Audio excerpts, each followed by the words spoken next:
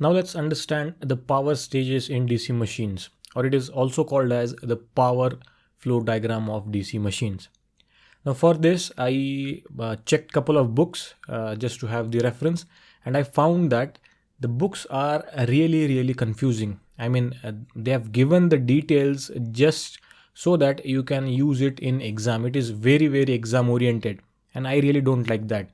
In my opinion, you must understand the concept first. That is the first step, and later on we can think about the exams. But first step or the initial input should be to understand the concept. That is the number one priority. So we will start, of course, by understanding the concept first. So let's see what is the power stages in DC machines. Now let's first consider the DC generator.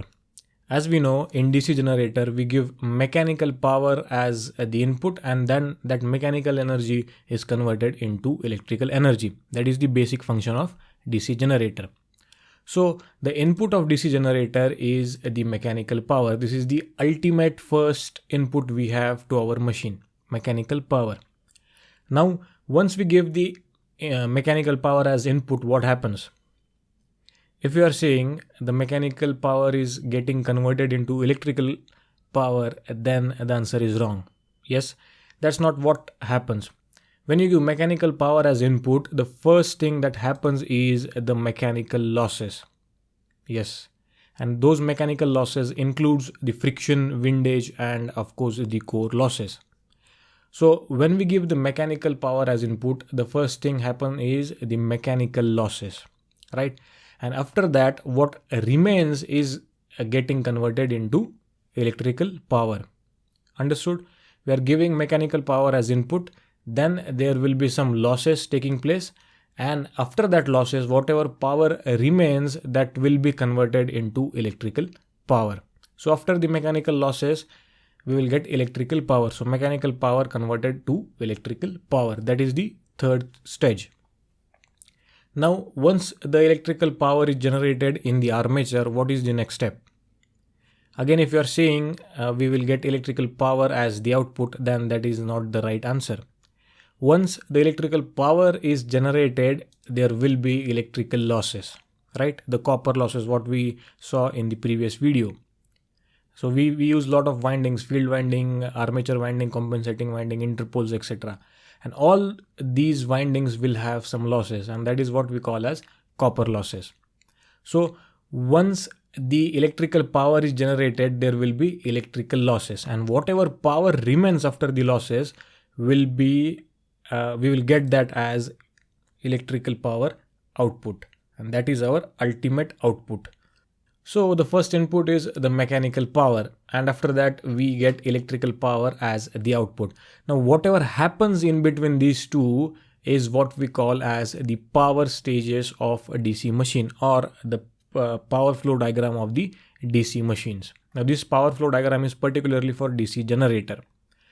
So again, just to summarize, when we give mechanical power, there will be mechanical losses taking place after that. And whatever power remains after this, then that power will be converted to electrical power. Now once the electrical power is generated, there will be electrical losses like copper loss. And after that, whatever energy remains, whatever power remains, that will be the output of the machine. So that is the power stages. Whatever happens in between the mechanical power input and the electrical power output is what we call as the power stages or power flow of a DC machine.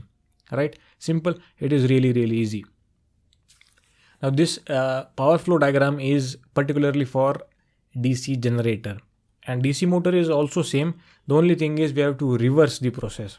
So in case of DC motor, the electrical power will be given as input, right? After that, there will be electrical losses happening. After the electrical losses, whatever power remains, that power will be converted into mechanical power, right?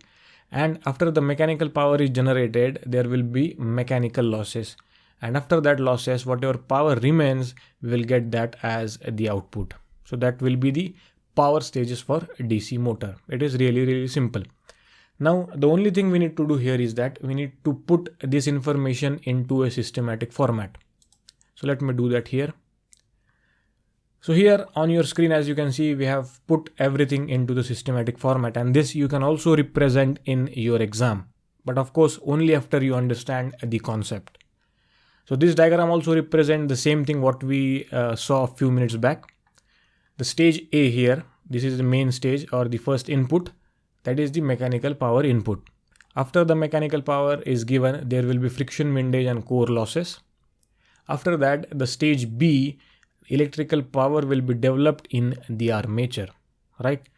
Once the electrical power is developed, there will be copper losses. And after that, after the copper losses, whatever power remains, that we will get as the electrical power output, that is stage C. This is the ultimate output we have. And this diagram, as I said, you can also represent in the similar way in your exams also. Now this power stages or power flow is really important if you want to find out the efficiency of your machine. This power stage do not only give the overall efficiency of the machine, but also the mechanical efficiency and the electrical efficiency of the machine. Now what is mechanical efficiency? Let's say you have given the mechanical power as the input, right?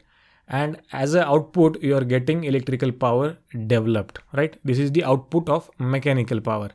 But in between, there are some losses also there. So 100% is not the efficiency. Efficiency will be little less. So to find that out, what you have to do is you have to simply divide the electrical power developed by the mechanical power input. That is, output divided by the input will give you the mechanical efficiency of the DC generator. B divided by A. B is the electrical power developed and A is the mechanical power input. If you do that, you will get the mechanical efficiency of the DC generator, right? So that's how you get the mechanical efficiency.